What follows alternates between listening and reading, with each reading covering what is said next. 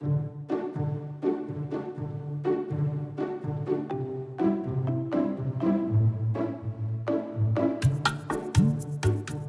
afternoon, colleagues. We are Group 2.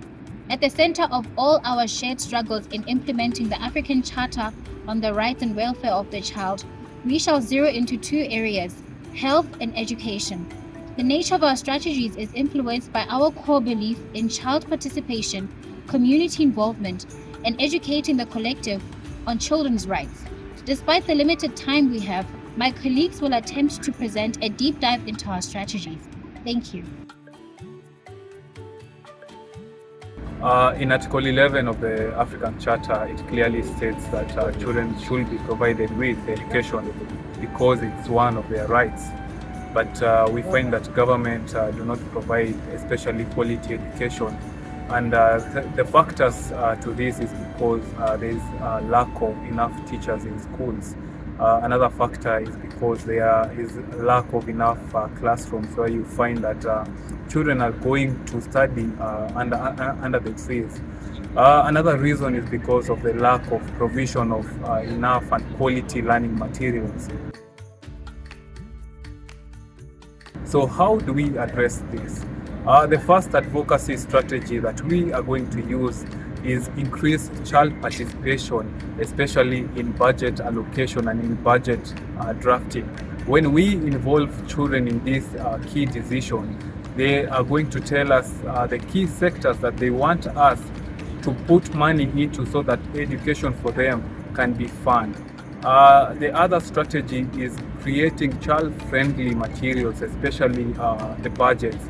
They should be child-friendly so that children can easily be able to understand the budgets and they can be able to relate with them.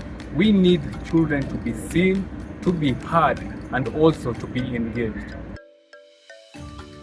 Our focus is on addressing corporal punishment in homes and schools and discrimination towards pregnant learners.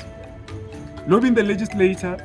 First, we will lobby the legislature to quickly amend the Children's Act and the Criminal Procedures Act. These amendments will explicitly outlaw corporal punishment in all settings and protect rights of pregnant learners. We will directly engage policymakers and legislators to prioritize and swiftly pass these crucial amendments. In our collaboration with advocacy groups, we will collaborate with strategic advocacy groups to amplify our efforts and create more impactful drive on these issues by partnering with NGOs, community groups, international bodies. We will also leverage their support, resources, and advocacy power to push these legislative changes and raise public awareness. In so also doing, we'll implement monitoring and accountability mechanisms in which we will establish an immediate monitoring and accountability framework to track progress on the implementation. This framework will include mechanisms to monitor the enforcement of new laws and monitor policies. Additionally, we'll publish frequent progress reports to keep these issues in the public eye and hold the government accountable for their commitments. Also framing these issues as a national emergency, which will lastly be our strategy, where we will frame these issues as national emergency. By presenting compelling data and statistics, we will also highlight the ongoing surge in violation of children's rights and detrimental impact on our society. This will create a sense of urgency and drive immediate action from government and stakeholders.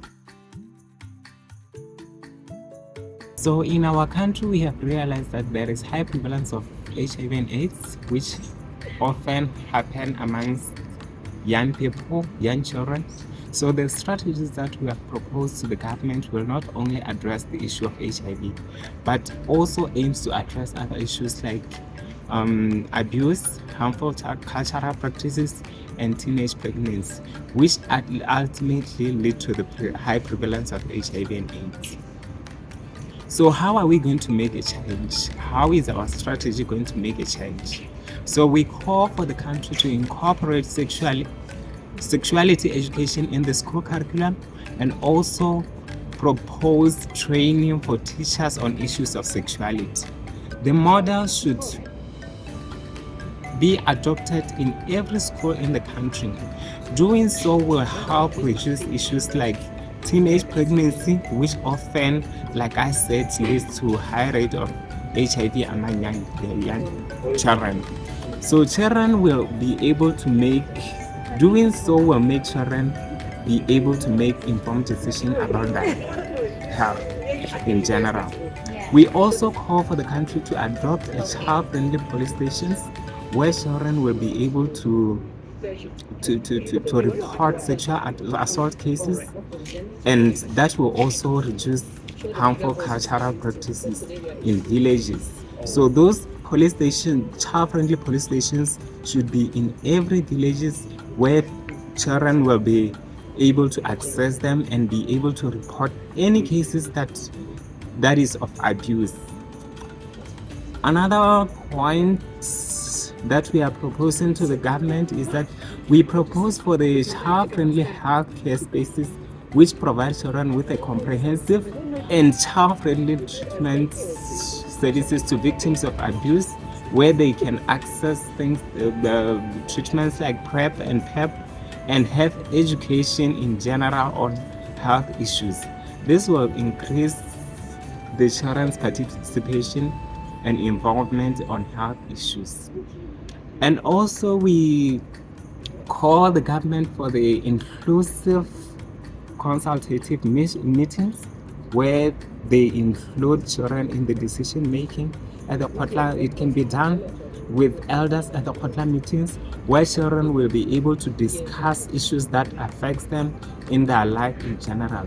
And obviously this framework will not only act in isolation. There will be a monitoring and evaluation tool that will be developed in order to monitor whether there is progress, whether there are results, and obviously feedback will also be accepted from children, even from adults who are in the project. In the health sector, issues such as high infant and maternal mortality rates, widespread malnutrition, inadequate access to safe drinking water, insufficient healthcare infrastructure and personnel all hinder the well-being and the development of children. Addressing these issues aligns with the African Union's Agenda 2063, which envisions a prosperous Africa based on inclusive growth and sustainable development, particularly in improving children's rights and welfare. We are here to encourage the government to emphasize on long-term benefits of investing in health and education by increasing budget allocations for healthcare services, improving infrastructure, and training more health workers. The state can significantly reduce infant and maternal mortality rates and also malnutrition. Addressing issues of implementing these measures will not only promote the well-being and development of children, but also contribute to the state's socioeconomic growth by fostering a healthier, more educated, and a productive population. Engaging and empowering communities is essential to making these initiatives more effective and sustainable, as local involvement ensures better understanding, acceptance, and implementation of policies. This community-based approach will facilitate the realization of Agenda 2063's goals, creating a solid foundation for the state's future prosperity and stability. Investing in children's health and education with community support is an investment in the state's long-term success and alignment with continental aspirations. Thank you.